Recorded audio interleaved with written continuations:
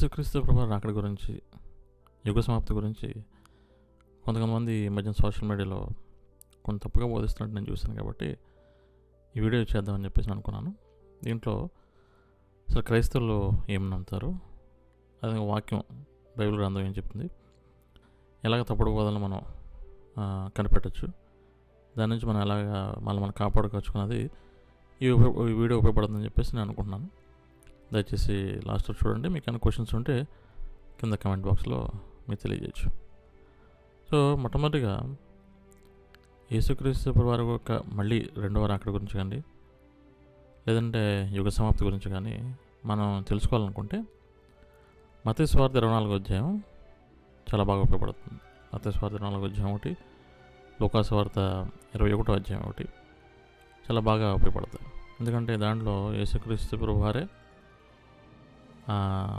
తన రాకడ గురించి, మళ్ళీ తను వచ్చేదాని గురించి, యుగ సమాప్తి గురించి ఆయనే స్వయాన చెప్పడం జరిగింది.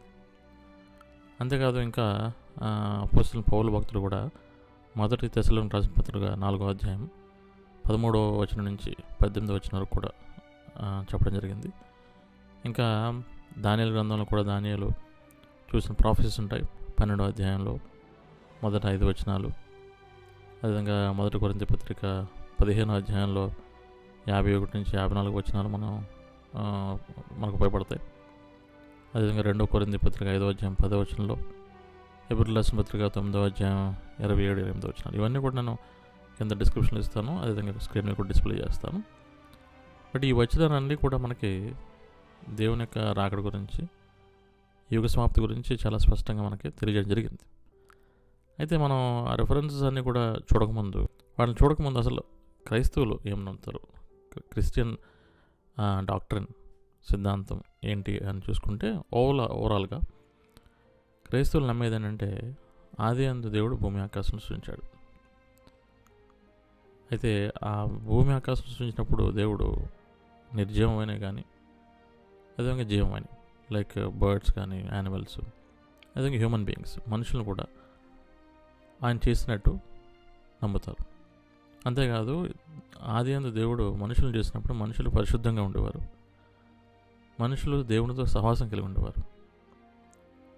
అయితే మనిషి ఎప్పుడైతే దేవుని యొక్క శత్రువు అయిన సాతాను, ఎనిమి, డెవిల్ ఏదైనా పిలుచుకోండి మీరు, ఎప్పుడైతే ఆ సాతాను యొక్క మాట అప్పుడు ఈ మనిషి ఎప్పుడైతే విన్నాడో అప్పుడేమైందంటే దేవునికి ఆజ్ఞను అతిక్రమించడం, ఆ దేవుని ఆజ్ఞ అతిక్రమించడం పాపం. కాబట్టి దేవునితో ఉన్న సహవాసాన్ని కోల్పోయాడు. సో దేవుని యొక్క సన్నిధి నుంచి గెంటివేయబడి తోలివేయబడిన మనిషి పాపంతో ఈ లోకంలో నశించిపోవడం శరీరంగా, అదేవిధంగా ఆత్మ కూడా నరకానికి పోవాల్సిన పరిస్థితి ఉన్నప్పుడు అప్పుడే ఆదామావులకే దేవుడు ఏం చేశాడంటే ఒక ప్రామిస్, ఒక వాగ్దానం చేశాడు. అదేంటంటే ఆదికాండము 3వ అధ్యాయం 15వ వచనం చూసినట్లయితే, మరియు నీకును ఆ స్త్రీకిని నీ సంతానమునకును ఆమె సంతానమునకును వైరము కలుగు చేస్తును, అది నిన్ను తల మీద కొట్టును, నీవు దానిని మడిమ మీద కొట్టదు. ఇక్కడ యేసుక్రీస్తు ప్రభువు గురించి మాట్లాడుతున్నాడు. సర్పాన్ని సాతానుతో పోల్చుకుంటే యేసుక్రీస్తు ప్రభువు ఈ విధంగా సాతానుని తలను చెదగొడతారు. అయితే సాతాను ఆయన మడిమ మీద ఈ విధంగా కరుస్తాడు, అంటే ఆయన కలుడు సెల్లులో మరణించేదానికి సాదృశ్యంగా ఉండగా, ఇదంతా కూడా ఆ ఎటర్నల్ సాల్వేషన్ ప్లాన్, ఆ నిత్య రక్షణ కోరుకున్నటువంటి ఆ ప్రణాళికను దేవుడు ముందుగానే ఆది దంపతులైన ఆదాము అవ్వలకి చెప్పడం జరిగింది. ఆ తర్వాత అనేక రకాల ప్రవక్తల ద్వారా కూడా దేవుడు అనేక సూచనలు ఇవ్వడం జరిగింది. ఫర్ ఎగ్జాంపుల్ యెషయా గ్రంథం చూస్తే కన్యక గర్భవతి కుమారుని కన్నా, అదొక సూచన. మెస్సియా కానీ, లేదంటే ఈ రక్షకుడు దేవుడు తానే నరరూపధారికి లోకానికి రావడానికి వచ్చే సూచనలు ఏంటనేది ప్రవక్తల ద్వారా తెలియజేయడం జరిగింది. అయితే ఆ ప్రవక్తల ద్వారా దేవుడు తెలియజేసిన తర్వాత అది ఫుల్ఫిల్ అవ్వడానికి దగ్గర 4-5 వేల సంవత్సరాలు టైం పట్టింది. ఈ కాలంలోనే చూసుకున్నట్లయితే ఆదామావులకి మొట్టమొదటి సంతానం పుట్టినప్పుడు వాళ్ళు ఏమనుకున్నారంటే దేవుడు ఏదైతే వాగ్దానం చేశాడో ఆ మెస్సియా, ఆ రక్షకుడు పుట్టాడేమో కయ్యన్ రూపంలో అనుకున్నారు వాళ్ళు. ఎందుకంటే మనుషులుగా మనం ఏమనుకుంటాం, దేవుడు వాగ్దానం ఇచ్చాడంటే ఒకే తర్వాత వెంటనే నెరవేరిపోద్ది అనుకుంటాం. అయితే గాడ్స్ టైమ్ ఈజ్ డిఫరెంట్. అదే దేవుడు మొట్టమొదటిగా ఇనిషియల్గా ఇచ్చినటువంటి మొదట రాకడ సంబంధించిన వాగ్దానం నెరవేరడానికి కొన్ని వేల సంవత్సరాలు పట్టింది. అయితే ఆ వాగ్దానం ప్రకారం యేసుక్రీస్తు ప్రభువు లోకానికి రావడం, కలువరి శిలువలో ఆయన శ్రమలు పొంది చనిపోవడం, సమాధి చేయబడడం, 3 దినం తిరిగి లేవడం, ఇవన్నీ క్రైస్తవులు నమ్ముతారు. లేచి ఆయన కలువరి శిలువలో చేసిన బలియాగం ద్వారా మనుషులందరూ కూడా ఎవరైతే ఆయనను అంగీకరిస్తారో, అదే మొదటి యోహాను పత్రిక 5వ అధ్యాయం 12వ వచనంలో ఆయన కుమారుని అంగీకరించేవాడు జీవము గలవాడు, ఆయన కుమారుని అంగీకరింపనివాడు జీవము లేనివాడే. అలా ఎవరైతే అంగీకరిస్తారో ఆయనకి వాళ్ళకి నరకపు శిక్ష తప్పించి మళ్ళీ తిరిగి రికన్సిలేషన్ అంటే తిరిగి మళ్ళీ సమకూర్చడం. దీనికి ఏం సమకూర్చడం? ఏదైతే వాళ్ళు దేవుడిని సమాసం కోల్పోయారో దాన్ని మళ్ళీ తిరిగి సమకూర్చడం. ఆ విధంగా సమకూర్చి ఆయన అపోస్తల కార్యములు 1వ అధ్యాయంలో చూసినట్లయితే ఈ మాటలు చెప్పి వారు చూచుచుండగా ఆయన ఆరోహణమైన, అప్పుడు వారి కన్నులకు కనబడకుండా ఒక మేఘము ఆయనను కొనిపోయాను. 10వ వచనం, ఆయన వెళ్ళుచుండగా వారు ఆకాశం వైపు తేరి చూచుచుండ్రి, ఇదిగో తెల్లని వస్త్రం ధరించుకున్న 2 మనుషులు వారిద్దరు నిలిచి, గలిలయ మనుషులారా, మీరెందుకు నిలిచి ఆకాశం వైపు చూచుచున్నారు? మీ వద్ద నుండి పరలోకముకు చేర్చుకొనబడిన ఈ యేసే ఏ రీతిగా పరలోకముకు వెళ్ళడం మీరు చూచుతారు, ఆ రీతిగానే ఆయన తిరిగి వచ్చిన వారితో చెప్పిరి. అప్పుడు వారు ఒలీవల వనం అనబడిన కొండ నుండి యెరూషలేమునకు తిరిగి వెళ్ళిరి. ఇదంతా మనకు తెలుసు. యేసుక్రీస్తు ప్రభువు చనిపోయి తిరిగి లేచిన తర్వాత 40 దినాల పాటు అందరికి కనబడిన తర్వాత ఆయన ఆరోహణం అవుతూ ఉన్నప్పుడు ఇచ్చిన వాగ్దానం అది. ఏంటది? ఏ విధంగా అయితే ఆయన పైకి వెళ్ళడం చూసారో అదే విధంగా ఆయన మళ్ళీ కిందకి వస్తాడు. చాలా గమనించాలి. ఏ విధంగా వెళ్ళాడు అదే విధంగా వస్తాడు. అపోస్తల కార్యాలు మొదలు ఇచ్చాడు. ఆదికాండంలో ఆదామావులకు వాగ్దానం చేసినట్టు యేసుక్రీస్తు ప్రభువు మొదటి రాకడ గురించి ఇక్కడ అపోస్తలులకు, విశ్వాసులకు యేసుక్రీస్తు ప్రభువు మళ్ళీ రావడం గురించి చేయబడిన వాగ్దానం అది. దానిలో ఒక సూచన ఉంది. ఈ విధంగానే వెళ్ళాడు, ఆ విధంగా వస్తాడు. అంటే ఆదిలోనే 4-5 వేల సంవత్సరాలు పట్టింది మొదటి రాకడ కోసం. అప్పుడు అనేక మంది ఏం చేశారంటే దానిని మర్చిపోయారు. ఇజ్రాయెల్ అయితే మర్చిపోయారు. అందుకే వాళ్ళు వేరే దేవతల వైపు తిరిగారు. అందుకనే యేసుక్రీస్తు పుట్టినప్పుడు కూడా అనేక మంది ఆయన గుర్తించలేకపోయారు. ఎందుకంటే దేవుడిచ్చిన స్క్రిప్చర్స్, లేఖనాలు కానీ సూచనలు కానీ సరిగ్గా గ్రహించక. సో ఈ రోజుల్లో కూడా యేసుక్రీస్తు ప్రభువు మళ్ళీ వచ్చే విషయంలో అదే లేఖనాలు సరిగ్గా గమనించక, గ్రహించక, ఆ సూచనలు సరిగ్గా అర్థం చేసుకోకపోవడం వల్ల వచ్చిన ప్రాబ్లమే ఈ యొక్క తప్పుడు బోధలన్నీ కూడా. కొంతమంది ఇలాగా AD 70లోనే అంతమైపోయింది అని చెప్పేసి కొంతమంది తప్పుడుగా బోధిస్తూ ఉన్నారు. అది 100% తప్పుడు బోధ. ఎందుకంటే మన వాక్యాన్ని చూద్దాం. అయితే వాక్యం ఏం చెప్తుంది చూద్దాం. ఇందాక నేను చెప్పిన రీతిగా మత్తయి సువార్త 24వ అధ్యాయం చాలా ప్రాముఖ్యమైనది. సో దాని ప్రకారం యేసుక్రీస్తు ప్రభువు వారే చెప్పారు కాబట్టి దాని ప్రకారం ఏం జరుగుతుందో మనం చూద్దాం. మొట్టమొదటిది 24వ అధ్యాయం 4-5 వచనాలు. 24వ అధ్యాయంలో ఏం చేస్తారంటే యేసుక్రీస్తు ప్రభువు ఆ మందిరాన్ని చూసి, దేవాలయాన్ని, ఈ దేవాలయం మీద ఒక రాయి మీద ఒక రాయి ఉండకుండా కూలదొరబడడం, పడదొరబడడం మీరు చూస్తారు అని చెప్పేసి ఆయన దేవాలయం గురించి చెప్పి, అది AD 70లో ఆ దేవాలయం డిస్ట్రక్షన్ గురించి, ఆ నాశనం గురించి ఆయన చెప్పారు. అయితే ఆ తర్వాత 3వ వచనంలోకి వెళ్ళి శిష్యులు ఈ అంతము నీకు రాకడ, అక్కడ కూడా చూసినట్టు శిష్యులు చాలా స్పష్టంగా అడిగారు, ఈ రాకడ గురించి, అంతమును గురించి. ఒకళ్ళు 2 ఒకటి అయితే వాళ్ళు ఒకటి అడుగుతారు. అంతే మాత్రం కాదు, 24వ అధ్యాయం మొత్తం స్పష్టంగా చదివితే, జాగ్రత్తగా చదివితే యేసుక్రీస్తు ప్రభువు 2 గురించి చెప్పండి అనిపిస్తుంది. అంతము ఆయన రాకడ, 2 విషయాల గురించి ఆయన ప్రస్తావించడం మనం చూడవచ్చు. అంతమాత్రం కదా అపోస్తలులు పౌలు గారు చెప్పినవి కానీ దానియేలు గ్రంథంలో కూడా చూసినట్లయితే మనకు అర్థమవుతుంది. అయితే ఇక్కడ మత్తయి సువార్త 24వ అధ్యాయం స్పెసిఫిక్గా ఏం చెప్పారని మనం చూస్తే, ఎప్పుడైతే యేసుక్రీస్తు ప్రభువు శిష్యులు ఆయనను నీ రాకడ కొరకు, నీ రాకడ గురించి, అదేవిధంగా నీ రాకడ, అదేవిధంగా యుగ సమాప్తి సంబంధించిన సూచనలు ఏంటి అని అడిగినప్పుడు ఫస్ట్ ఆయన చెప్పింది ఏంటంటే, ఫస్ట్ సూచన ఏంటంటే యేసు వారితో ఇట్లా, నేను ఎవడైనా మిమ్మల్ని మోసపరచకుండా చూచుకున్నాడు, అనేకులు నా పేరట వచ్చి నేనే క్రీస్తుని చెప్పి పలువురిని మోసపరచెదరు. ఆయన రావడానికి ముందు అనేక మంది క్రీస్తులు వస్తారు, అబద్ధ క్రీస్తులు. ఎవరైతే AD 70లోనే అంతం వచ్చిందంటున్నారో వాడు పరీక్షించుకోవాల్సింది ఏంటంటే, అనేక మంది క్రీస్తులు వచ్చారా? చరిత్ర చూసుకోండి, అనేక మంది క్రీస్తులు రాలేదు. అది మొట్టమొదటిది. సో మొట్టమొదటి సూచన నెరవేరలేదు, కాబట్టి AD 70లో జరగలేదు. సరే, మళ్ళీ రెండో దానికి కూడా వెళ్దాం. 24వ అధ్యాయం 6-7 వచనాలు. మరియు మీరు యుద్ధములను గూర్చి, యుద్ధ సమాచారములను గూర్చి వినబోదురు, మీరు కలవరపడకుండా చూచుకున్నది. ఇవి జరగవలసి ఉన్నవి కానీ అంతము వెంటనే రాదు. జనం మీదకి జనమును, రాజ్యం మీదకి రాజ్యమును లేచును.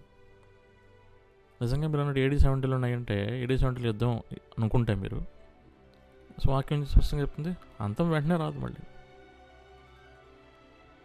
సో మీరు మీ స్టేట్మెంట్ మీరే కాంట్రాడిక్ట్ చేసుకుంటున్నారు, వ్యతిరేకంగా మాట్లాడుతున్నారు. యేసుక్రీస్తు చెప్తున్నారు మాట, యుద్ధములను గురించి, యుద్ధ సమాచారం గురించి వినబోదురు. అక్కడ ఏం యుద్ధాలు జరిగినప్పుడు AD 70 కన్నా ముందు? ఆ AD 70లో యుద్ధాలకు ఏం జరిగిన యుద్ధాలు? రోమా సామ్రాజ్యం పెద్ద సామ్రాజ్యం, వాళ్ళందరినీ అణిచిపెట్టి వచ్చారు. అప్పుడు యూదులకి రోమిలకు మధ్యలో యుద్ధం కూడా జరగలేదు. AD 66 ఆ టైంలో యూదులు తిరగబడడం మొదలుపెట్టారు. అప్పుడు ఆ నీరో చక్రవర్తి వాళ్ళని అణిచివేయడం కోసం రోమా సైన్యం పంపించడం, ఆ తర్వాత యెరూషలేం టెంపుల్ నాశనం చేయడం జరిగింది. AD 66 నుంచి AD 73-72 మధ్యలో. అప్పుడేమీ యుద్ధాలు జరగలేదు. యూదులు యుద్ధం చేసేంత వాళ్ళకి సామర్థ్యం లేదు వాళ్ళకి. అది వన్ సైడ్ వార్ అంతే. అది జరిగింది. సో ఇక్కడ వాక్యం ప్రకారం యుద్ధాలు జరగాలి, రాజ్యం మీద రాజ్యం లేగాలి. అక్కడ రాజ్యాలు లేవు అప్పుడు అసలు.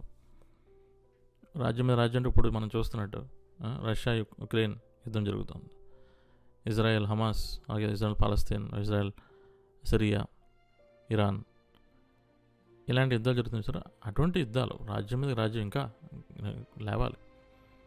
అయినప్పటికీ అంతం వెంటనే రాదని అక్కడ వాక్యం వేస్తుంది. కాబట్టి AD 70 జరిగిందనేది మాత్రం అసలు అబద్ధం. అది అసలు దానికి వాక్యానికి సూట్ అవ్వట్లేదు. ఇంకా మూడో దాన్ని చూద్దాం. అక్కడక్కడ కరువులు, భూకంపంలో కలుగును, ఇవన్నీ వేదనలకు ప్రారంభం. 24వ అధ్యాయం 8వ వచనం.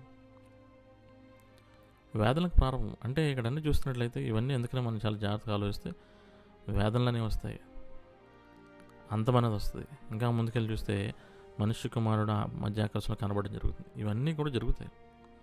ఇక్కడ ఏమంటున్నారంటే కరువులు, భూకంపాలు జరుగుతాయి, ఇవన్నీ వేదనలకు ప్రారంభం. AD 70 కన్నా ముందు కరువులు వచ్చినాయా, భూకంపాలు వచ్చినాయా చూసుకోవాలి. ఎందుకంటే ఇవన్నీ సూచనలు. ఈ సూచనలు నెరవేరితేనే దేవుని అక్కడ అక్కడ వచ్చినట్టు, అంతం ఆరంభమైనట్టు. ఇంకా ముందుకెళ్తే 9వ వచనం 10వ వచనం.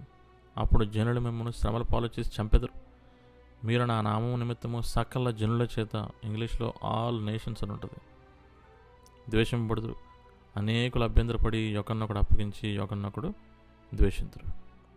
ఎక్కడ జరిగిందని? క్రైస్తవుల మధ్యలో. అపొస్తలులు ఒకళ్ళొకళ్ళు అప్పచెప్పుకున్నారా? క్రైస్తవులు ఒకళ్ళొకళ్ళు అప్పచెప్పుకున్నారా? లేదే. ఇంకా నీరో చక్రవర్తి టైంలో, ఆ తర్వాత ఆ టైటస్ టైంలో క్రైస్తవులు వాలంటీర్కి వెళ్ళి చనిపోయినారు. వాళ్ళు ఎవరిని అప్పగించలేదు. మరి ఇది నెరవేరలేదు. యేసుక్రీస్తు చెప్పిన ప్రకారం నా నామం నిమిత్తం సకల జనుల చేత. క్రైస్తవులు అప్పుడు ఎవరి చేత ద్వేషింపడినారు?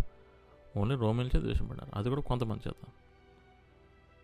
ఇక్కడ ఆల్ నేషన్స్ అని చెప్తుంది. అది ఇంకా జరగలేదు. ఇంకా అది ఇంకా 4వ చూస్తే 14వ వచనం. మరియు ఈ రాజసువార్త సకల జనులకు సాక్షార్థమై లోకమందంతటను ప్రకటింపబడను, అటు తరువాత అంతం వచ్చిన. ముందు స్వార్థ ప్రకటించబడాలి, తర్వాత అంతం రావాలి. కొంతమంది సకల జనులు అంటే మన ఎవడ అంటున్నాడు, సమస్త ఇజ్రాయెల్కి అంటే. అసలు అక్కడ ఏముంది? లోకమంతంతటను ఉంది, లోకమంతా, ఎంటైర్ వరల్డ్. కాబట్టి ఈ రాజసువార్త సకల జనులకు సాక్షార్థమై లోకమంతంతటను. There is double emphasise. సకల జనులు అంటే ఉన్నారు, లోకమంతంతటను అంటున్నారు. అది ఇంకా అవ్వలేదు. ఇంకా 5వ సూచన చూద్దాం. 24వ అధ్యాయము 15, 20, 21 వచనాలు. కాబట్టి ప్రవక్త అయిన దానియేలు ద్వారా చెప్పబడిన నాశనకరమైన ఏ వస్తువు, అందుకే చెప్పిన ఇందాక దానియేలు గ్రంథం 12 అధ్యాయం 9 అధ్యాయం చదవాలి. నాశనకరమైన ఏ వస్తువు పరిశుద్ధ స్థలం మందు నిలుచడం మీరు చూడగానే అప్పుడు మహాశ్రమ కలుగును. కనుక లోకారంభం నుండి ఇప్పటివరకు అట్టి శ్రమ కలగలేదు, ఇక ఎన్నడను కలగబోదు. అది ఎప్పుడు జరిగిందండి? యూదులకి జరగలేదే. నాశనమైన ఏ వస్తువు పరిశుద్ధ స్థలం నిలబడలేదు కదా. AD 70 వాళ్ళు వచ్చారు, ఇదంతా పడగొట్టారు, అక్కడ బంగారం తీసుకెళ్ళిపోయారు. కానీ నాశనమైన ఏ వస్తువు పరిశుద్ధ స్థలం ఎక్కడ నిలబడింది? ఆ తర్వాత అప్పుడు మహాశ్రమ కలుగుతుందట. రైట్. అంతేకాదు, అటువంటి శ్రమ ఇక ఎన్నడూ కలగబోదు. యూదులకు దానికన్నా పెద్ద శ్రమ కలిగింది హిట్లర్ చేతిలో. కాబట్టి ఇది ఇంకా నెరవేరలేదు. అది అంత మాత్రం కదా. ఇంకా చూస్తే 6వ 24 అధ్యాయం 27 నుంచి 37 వచనాలు. మెరుపు తూర్పును పుట్టి పడమటి వరకు ఎలాగో కనబడను, అలాగే మనుష్య కుమారుని రాకడై నుండును. మరియు ఆయన గొప్ప బోరతో తన దూతలను పంపును. వారు ఆకాశం యొక్క ఈ చివరి నుండి ఆ చివరి వరకు నలుదిక్కుల నుండి ఆయన ఏర్పరచుకున్న వారిని పోగు చేతురు. మనుష్య కుమారుడు కనబడాలి, మధ్యాకాశంలో కనబడతాడు అని మీరు లోకాసువార్త 20వ అధ్యాయంలో చూస్తే కనిపిస్తుంది. అంతేకాదు, 1 తెస్సలోనికీయులకు రాసిన పత్రిక 4వ అధ్యాయంలో కూడా కనిపిస్తుంది. ఆయన ఏమన్నాడు? దేవుని వచ్చి మెరుపు ఎలా పడుతూ ఆయన రాకడలా ఉంటుంది, మెరుపు పడినట్టు ఉంటుందట. అంతేగాని కొన్ని దినాలు ఉండదు. అలా రాలేదే. అప్పుడు AD 70లో యేసుక్రీస్తు వచ్చి అందరినీ పోగు చేసుకోలేదే. తన శిష్యులను పోగు చేసుకున్నాడా? పోగు చేసుకోలేదు. అదేవిధంగా ఇంకా చూస్తే దానియేలు గ్రంథంలో కూడా చూస్తే 12వ అధ్యాయం 1-2 వచనాలు కూడా చెప్తాడు. అక్కడ కూడా అయితే నీ జనుల్లో గ్రంథమునందు దాఖలైన వారు ఎవరో వారు తప్పించుకుందరు, మరియు సమాధుల్లో నిద్ర నుంచి అనేకులు మేల్కొందరు. కొందరు నిత్యం అనిపించుకును, కొందరు నిందపాలటకును, నిత్యముగా హేలవటకును మేల్కొందరు. 1 తెస్సలోనికీయులకు రాసిన పత్రిక 4వ అధ్యాయం 13-17 వచనాలు. మేము ప్రభువు మాటను బట్టి మీతో చెప్పినదేమనగా, ప్రభువు రాకడ వరకు సజీవులై నిలిచిండు. మనము నిద్రించిన వారికంటే ముందుగా ఆయన సన్నిధించాము. ఆర్భాటముతోనూ ప్రధానతో శబ్దంతోనూ దేవుని బోరతోనూ పరలోకం నుండి ప్రభు దిగివచ్చును. క్రీస్తునందుండి మృతులైన వారు మొదట లేతురు. ఆమె ఎదుట సజీవులైన నిల్చుండు మనం వారితో కూడా ఏకంగా ప్రభువును ఎదుర్కొన్నట్టుకు ఆకాశ మండమునకు మేఘముల మీద కొనుపబడదు. కనుక మనము సదాకాలం ప్రభుతో కూడా ఉందము. అపోస్తల కార్యంలో 1వ అధ్యాయంలో చెప్పినట్టు ఏ విధంగా మేఘంలో వెళ్ళడం చూశారో అదేవిధంగా ఆయన వస్తాడన్నట్టు అపోస్తలుడు పేతురు ఇక్కడ చెప్తున్నారు, అసలు పౌలు ఇక్కడ చెప్తాం జరుగుతుంది. అది ఇంకా జరగలేదు. ఎలా జరగలేదు మీరు అడగచ్చు. AD 70 తర్వాత యేసుక్రీస్తు శిష్యులు అనేక మంది బతికే ఉన్నారు. ఉదాహరణకు అపోస్తలుడైన యోహాన్, అంత మొదలు మత్తయి కూడా తర్వాత AD 74లో ఎప్పుడో చనిపోయాడు ఆయన. ఈ 101 AD 100లో యోహాన్ చనిపోయారు. ఇంకా మన తోమా కూడా ఇంకా ఇలాగే చూసుకుని పోతే యోహాన్, ఆయన ఇలా చూసుకుని పోతే అనేక మంది ఇంకా బతుకున్నారే. మరి అప్పుడు ఇక్కడ దీని ప్రకారం ఆయన వస్తే అప్పటికి సజీలుగా ఉన్నవారు పైకి లెగాలి, చనిపోయిన వారు సమాజంలో లెగాలి. అప్పుడు పేతురు పౌలు చనిపోయినారు. అప్పటికి వాళ్ళు సమాజంలో లెగిస్తే యోహాను వీళ్ళందరూ కూడా సజీలుగా ఎత్తబడాలి. మరి ఎత్తబడలేదు కదా, ఆ తర్వాత కూడా బతుకున్నారు కదా. అంటే ఏంటిదని అర్థం? ఈ సూచన ప్రకారం ఆయన ఇంకా రాలేదు. ఆయన రాలేదంటే అంతం ఇంకా జరగలేదు. మీరు ఇంకా 24వ అధ్యాయం కొంత చూసుకోండి. నోవహు గురించి చెప్తాడు ఆయన. యేసుక్రీస్తు నోవహు జలప్రళయం గురించి చెప్తారు. నోవహు జలప్రళయంలో అందరూ తినుచూ త్రాగుచూ ఉన్నారు. నోవహు కుటుంబం లోపల తీసుకుని తలుపులు వేయబడిన ప్రళయం వచ్చింది. అలాగే యేసుక్రీస్తు ప్రభువు వచ్చి తన సంఘాన్ని తీసుకుంటారో తర్వాత మహాశ్రమల కాలం వస్తుంది. ఆ శ్రమల కాలంలో ఎవరైతే ఓర్చుకుంటారో యూదులు, ఇజ్రాయేలీలు, వారు మాత్రమే తిరిగి ఆయన రాజ్యంలో వస్తారు. మిగతా వాళ్ళు రారు. సో ఈ మత్తయి సువార్త 24వ అధ్యాయం ఏదో చెప్పడిందో అదే ప్రకటన గ్రంథంలో 4వ అధ్యాయం నుంచి మనం చూస్తూ ఉండొచ్చు. ఆ గుర్రాలు కానీ, లేదంటే పాత్రలు కానీ, ఈ ముద్రలు కానీ, ఇవన్నిటి గురించి అది ఎక్స్ప్లెనేషన్. కరువులు, భూకంపాలు ఒకదాని తర్వాత ఒకటి సీక్వెన్స్గా రావడం, ఆ తర్వాత శ్రమలు రావడం, ఇవన్నీ కూడా ప్రకటన గ్రంథంలో వివరించబడి బాగా.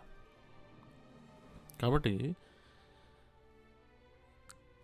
వాక్యాన్ని మనం బాగా చదివి అర్థం చేసుకుని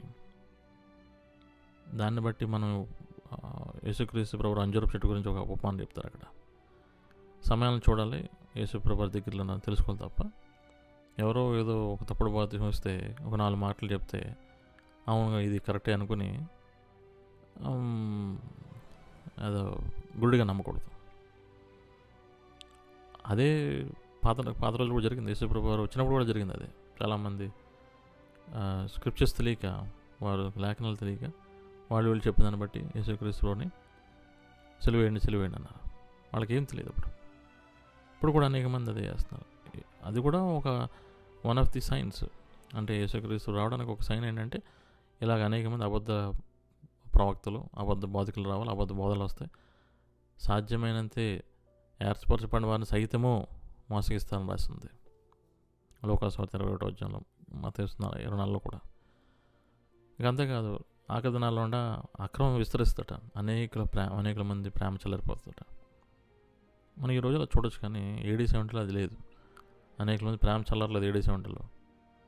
వాళ్ళు సింహాల మంది పడేస్తుంటే పడిండి అన్నారు, రంపాలతో కోస్తుంటే కోయండి అన్నారు. అలాంటి పరిస్థితి ఉంది తప్ప అక్రమం విస్తరించిన పరిస్థితి కాదు ఆ రోజు. కాబట్టి దయచేసి ధ్యానం చేయండి వాక్యాన్ని చేసి, అప్పుడు ఏది సత్యం ఏది అసత్యం తెలుసుకుని తప్ప ఏదో ఒక 2-3 వాక్యాలు చూపించగానే దాంట్లో అవును కదా అనేటువంటి విధానంలో పోకూడదు.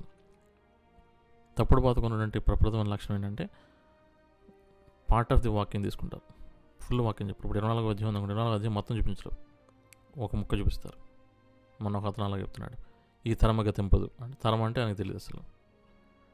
తరం అంటే అది యేసుప్రభు తరం అయిపోయింది కదా, సో ఓకే ఆయన రాకడ అయిపోయింది అంటాడు. యేసుప్రభు తరం ఇంకా అవ్వలేదు, తరానికి సంవత్సరాలకి సంబంధం లేదంటే ఆయనకి అర్థం కావట్లేదు. సో ఇప్పుడు తప్పుడు బాధకు ఉన్నటువంటి లక్షణాలు ఏంటంటే వాక్యంలో సగం తీసుకుంటారు, కొంచెం తీసుకుంటారు, చాప్టర్లో కొంచెం తీసుకుంటారు. అంతమంది కదా అబద్ధం దాంట్లో కల్పిస్తారు.